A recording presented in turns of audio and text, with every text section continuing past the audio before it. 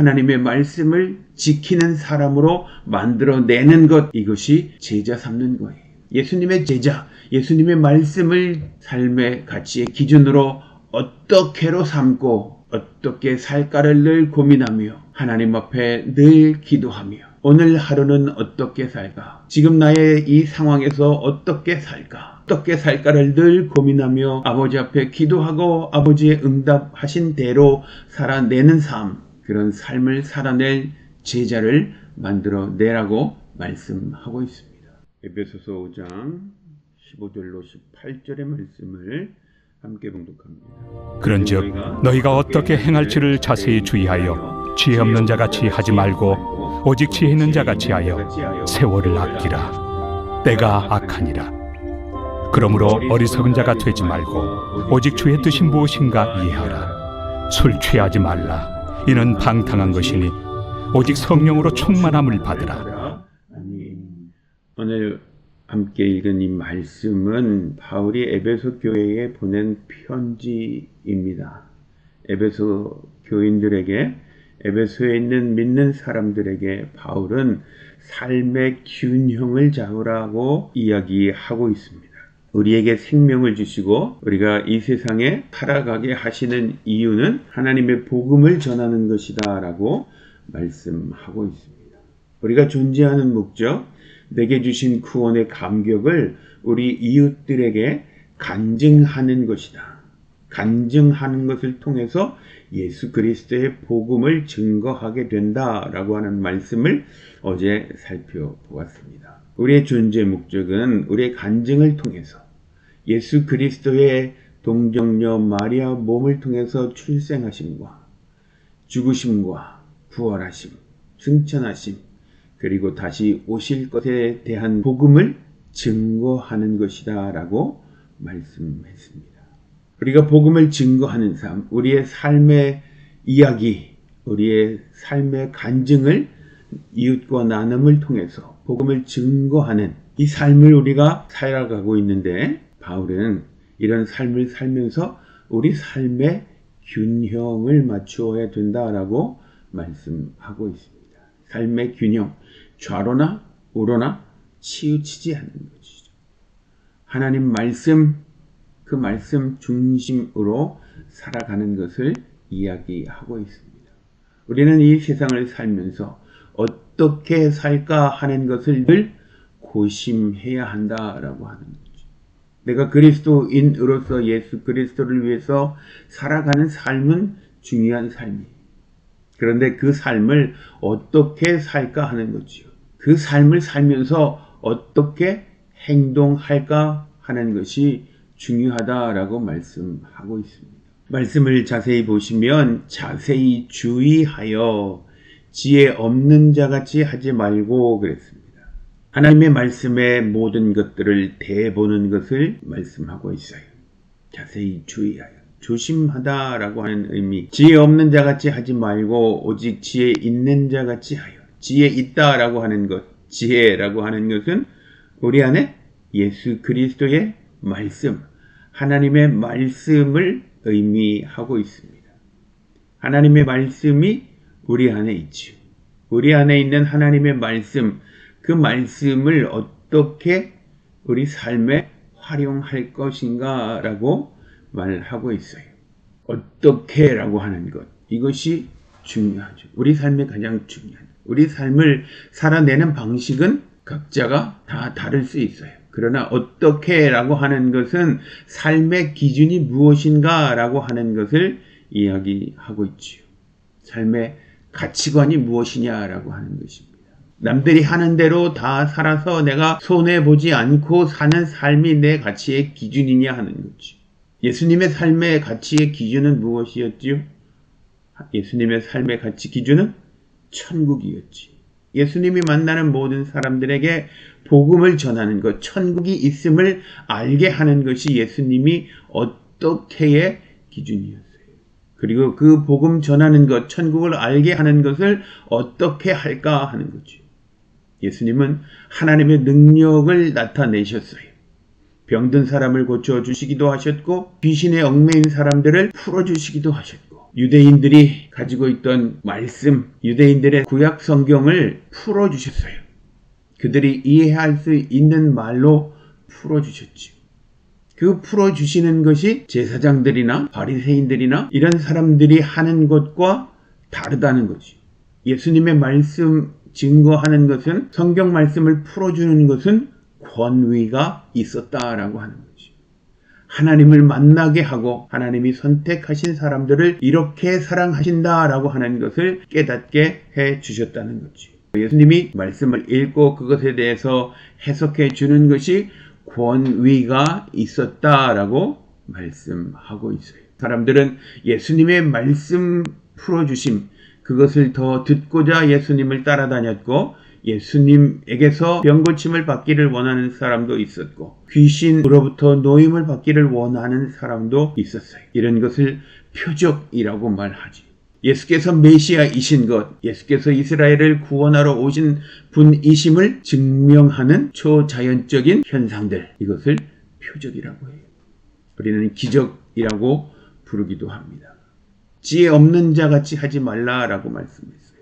어떻게를 알아서 지혜 없는 자처럼 행동하지 말라고 말씀하고 계시죠. 예수님의 삶은 초지일관, 천국 복음을 전하는 것이었어요. 천국 복음을 통해서 자신을 자랑하는 것이 아니고, 자신의 기쁨을 누리는 것이 아니고, 자신이 더 우쭐해지는 것이 목적이 아니셨지요. 우리가 하나님을 좀 더 이해하고 하나님을 좀 더 사랑하고 좀 더 하나님 앞에 가까이 나아가는 것이 예수님의 삶의 목적이었어요. 우리는 어떻게 살까요? 어떻게 사는 것이 우리 이웃들을 하나님 앞에 인도하는 방법일까요? 우리가 어떻게 사는 것이 우리 이웃들이 예수를 그리스도로 고백하게 하는 좋은 방법이 될까요? 우리가 어떻게 하는 것이 우리 이웃들이 더 하나님을 사랑하게 하는 방법이 될까요? 하나님과 더 가까워지게 하는 것, 그것이 우리의 삶의 존재 목적이고 우리의 삶의 메시지 간증이 되는 것입니다.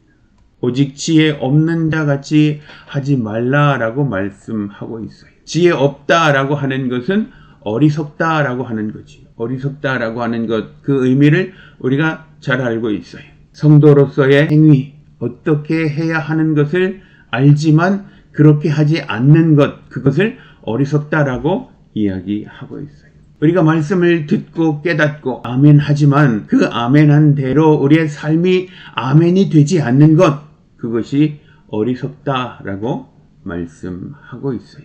내 삶을 어떻게 살아야 할까? 어떻게 사는 것이 더 의미 있는 일일까? 어떻게 살라고 말씀하고 있지요? 세월을 아끼라고 말씀하고 있어요. 아끼라고 하는 의미는 세월을 사라는 거죠. 우리가 어떻게 하면 시간을 살 수 있을까요? 시간을 사기 위해서는 우리에게 주어진 기회를 잡아야겠지요. 마지막 때가 오기 전까지 우리에게 주어진 사명을 마쳐야 하는 거지. 세상 풍조에 이렇게 저렇게 휩쓸려 다니면 세월을 아끼는 것이 될까요? 자세히 주의해서 지혜 없는 자같이 하지 말라고 말씀하고 있지요. 어리석은 자가 되지 말라고 말씀하고 있습니다. 지혜 없는 자, 이리저리 휩쓸려 다니는 것을 지혜 없다라고 말씀하고 있어요. 목적을 잃어버린 삶이 되는 거지. 어떻게 라고 하는 것은 우리 삶의 목적을 말씀하고 있어요. 예수님은 삶의 목적에 집중하셨어요. 한 번도 흔들리신 적이 없어요. 그 삶의 목적을 예수님은 늘 따라 사셨어요. 전국 복음을 전파하고 그들을 양육하고 훈련하고 복음을 전하는 사람으로 세워지게 하는데 예수님은 3년의 시간을 집중하셨어요. 좌로나 우로나 흔들리지 아니하셨지. 12명의 사도를 통해서 예수님은 온 세상을 변화시키는 꿈을 가지고 계셨어요. 그들에게 강요하지 않으셨어요. 예수님의 삶을 보고 배울 마음을 먹기까지 예수님은 기다리셨어요. 일례로 예수님은 새벽마다 아버지 하나님 앞에 기도하셨지요. 그리고는 새벽 기도하라고 예수님은 제자들에게 강요하지 않으셨어요. 성경에 한 번도 제자들에게 새벽 기도를 해야 한다라고 말씀하셨다라고 기록된 것이 없죠. 예수님은 늘 한적한 곳에 가셔서 기도하셨어요. 제자들은 예수님이 한적한 곳에 가시는 것을 몰랐을까요? 몰랐다면 마가가 이렇게 기록하지 않았겠지요. 예수님은 늘 새벽 미명에 깨어나셔서 한적한 곳에 가셔서 기도하셨다라고 하는 사실을 예수님의 제자들이 다 알고 있었다는 거지요. 알고 있었지만 그것을 하고 싶은 생각은 들지 않았어요. 그러나 어느 순간 우리에게도 기도하는 것을 가르쳐 주십시오 라고 요청을 했어요. 그때 예수님은 이렇게 기도하라고 가르쳐 주셨지요. 하늘에 계신 우리 아버지. 우리가 잘 알고 있는 산상수훈에 나오는 이야기입니다. 기도를 가르쳐 주십시오라고 요청할 때까지 예수님은 기도하라고 말씀하신 적이 한 번도 없었어요. 예수님이 12 제자를 둘씩 짝지어 보내셨을 때, 복음을 전하라고 보내셨을 때, 그때는 언제일까요? 제자들도 그렇게 할 마음이 준비되어 있을 때 예수님은 그렇게 하도록 하셨어요. 예수님은 늘 12 제자를 데리고 다니시면서 가르치시고 병든 사람을 고쳐주시고 귀신에 얽매인 사람들을 풀어주시고 하는 이런 일들을 계속 반복해서 하셨어요. 그리고 어느 날 제자들도 이렇게 복음을 전해보기를 원하는 마음이 생겼을 때 예수님은 둘씩 짝지어 보내셨어요. 이렇게 12명의 제자를 사도로 세우고 그리고 마지막 하늘로 올라가실 때에도 이 12 사도에게 부탁하셨지요. 너희는 온 천하에 다니며 만민에게 복음을 증거하라. 예루살렘과 온 유대와 사마리아 땅끝까지 내 증인이 되라. 너는 가서 모든 족속으로 제자를 삼아 아버지와 아들과 성령의 이름으로 세례를 주고 내가 너희에게 분부한 모든 것을 가르쳐 지키게 하라. 하나님의 말씀을 지키는 사람으로 만들어내는 것, 이것이 제자 삼는 거예요. 예수님의 제자, 예수님의 말씀을 삶의 가치의 기준으로 어떻게로 삼고 어떻게 살까를 늘 고민하며 하나님 앞에 늘 기도하며 오늘 하루는 어떻게 살까? 지금 나의 이 상황에서 어떻게 살까? 어떻게 살까를 늘 고민하며 아버지 앞에 기도하고 아버지의 응답하신 대로 살아내는 삶, 그런 삶을 살아낼 제자를 만들어내라고 말씀하고 있습니다. 우리는 기꺼이 구주 예수님 앞에 내가 주님의 제자가 되겠다라고 선포했어요. 결단했어요. 그리고 그 삶을 살아가고 있어요. 비록 주님이 원하시는 100%의 삶은 살아내지 못한다고 스스로 생각할 수 있지만 그 삶을 100% 살아내기 위해서 우리는 날마다 기도해야 하는 것입니다. 그것이 세월을 아끼는 삶이라고 말씀하고 있지요. 세상 사람들에게 이렇게 저렇게 휩쓸려 가지 않는 것을 이야기하고 있습니다. 세상 사람들에게 이렇게 저렇게 이끌려 가는 것을 어리석은 자다라고 말씀하고 있지. 오직 주의 뜻이 무엇인가? 어떻게 살아야 하는가? 그 어떻게를 늘 고민하며 살아야 한다라고 말씀하고 계시지요. 오직 주의 뜻이 무엇인가 이해하라. 로마서 12장 1절과 2절의 말씀. 이 세대를 본받지 말고 하나님이 기뻐하시고 선하시고 온전하신 뜻이 무엇인지 분별하라고 말씀하지. 어리석다라고 하는 것은 지혜 없는 자를 이야기하고 있어요. 지혜 없다라고 하는 것은 주의 뜻이 무엇인지 알지 못하고 사는 것을 이야기하고 있어요. 주님 안에 있든지 주님 밖에 있든지 상관없어요. 주의 뜻이 무엇인가를 늘 분별하며 살 수 있는 삶이 되어야 한다라고 말씀하고 있어요. 이해하라고 말씀하는 것. 우리가 어떤 것을 이해하기 위해서는 그것을 고민해보고 그 뜻이 그 의미가 무엇인지 우리가 곰곰이 생각해 보아야 하겠지요. 그렇게 해서 그것이 무슨 의미인지를 이해하게 되지요. 이해하기 위해서는 우리의 노력을 쏟아야 합니다. 노력 없이 이해되는 것은 아무것도 없어요. 이해하라고 하는 것은 주의 뜻이 무엇인지 노력해서 분별해내라고 말씀하고 있는 거예요. 그리스도인이 이 악한 세상을 살면서 주의 뜻을 잘 분별하고 주의 뜻대로 삶을 영위하면서 빛의 열매를 맺어야 한다라고 말씀하고 있는 것입니다. 주의 뜻이 무엇인가 라고 분별하는 예를 18절에서 말씀하고 있지요. 술 취하지 말라고 말씀하고 있어요. 로마의 신중에 술의 신의 이름이 바카스예요. 술 취한 사람들이 술 깨려고 먹는 음료 바카스.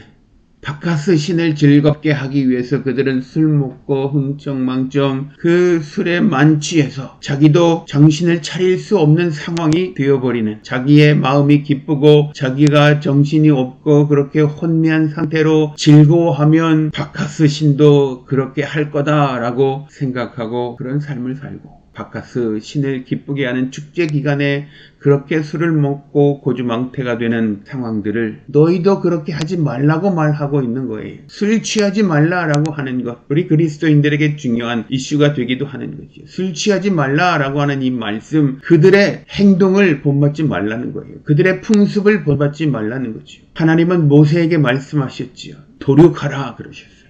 하나도 남기지 말라고 말씀하셨어요.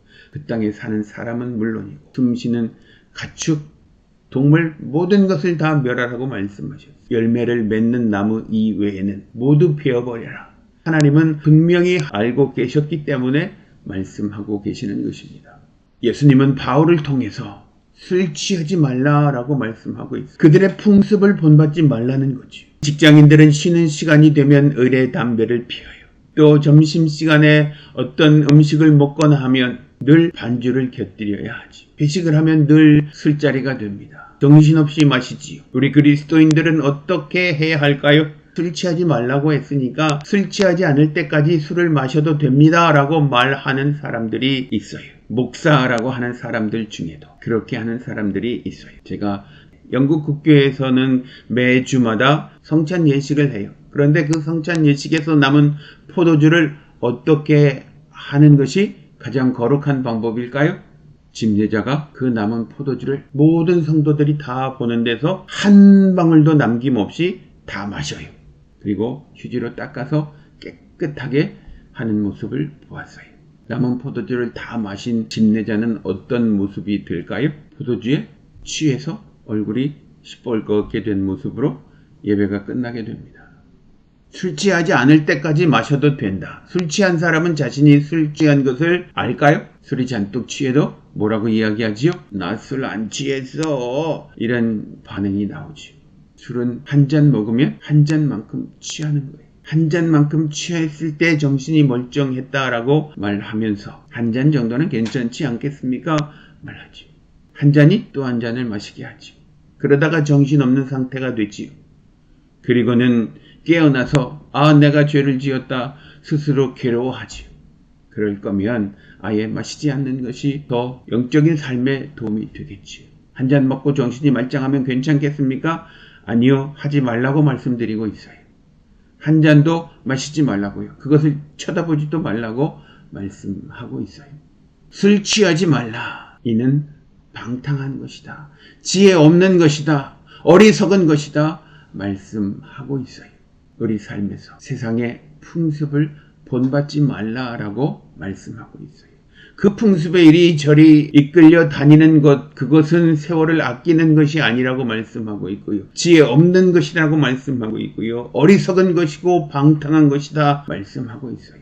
방탕하다, 자기의 책임을 다하지 못하고 있는 것이 말씀하고 있는 것이지. 우리의 삶은 주님을 기뻐하는 삶일까요? 주님을 기쁘시게 하는 삶일까요? 오늘 말씀에 오직 성령의 충만함을 받으라 그랬어요. 성령으로 충만함을 받으라. 술에 취하면 술 기운에 이끌려서 이리저리 몸이 흔들리지요. 성령이 취하면 어떻게 되지요? 성령이 인도하는 대로 우리 마음이, 우리의 몸이 움직여지지요. 복음을 전하고 어떻게 집중하는 삶을 살게 됩니다. 그래서 오직 성령으로 충만함을 받으라. 다른 것이 내 안에 가득하게 하지 말고 오직 성령으로만 내 마음이, 내 삶이, 내 생각이 가득하게 하라고 말씀하고 계십니다. 성령에 이끌려 사는 삶이 어떻게 삶이라고 말씀하고 있고요. 이 삶이 지혜 있는 삶이라고 말씀하고 있습니다. 그리고 이 삶이 세월을 아끼는 삶이다라고 말씀하고 계시는 것입니다. 오늘 우리의 삶을 어떻게 살까요? 자세히 주의해서 지혜 없는 자 같이 하지 않으시기를 축복합니다. 세월을 아끼는 삶이 되시기를 축복합니다. 오직 성령으로만 충만한 오늘 하루가 되시기를 축원합니다. 아멘. 함께 기도합니다. 오직 하나님만 예배하는 어떻게 집중하는 삶의 목적을 잃어버리지 않는 우리의 삶이 될 수 있도록 도와주시고 인도하여 주옵소서. 오직 성령으로만 충만해서 성령에 이끌려서 삶의 목적을 온전하게 이루는 하루가 되도록 주님 도와주시고 인도하여 주옵소서. 예수 그리스도의 이름으로 기도드립니다. 아멘.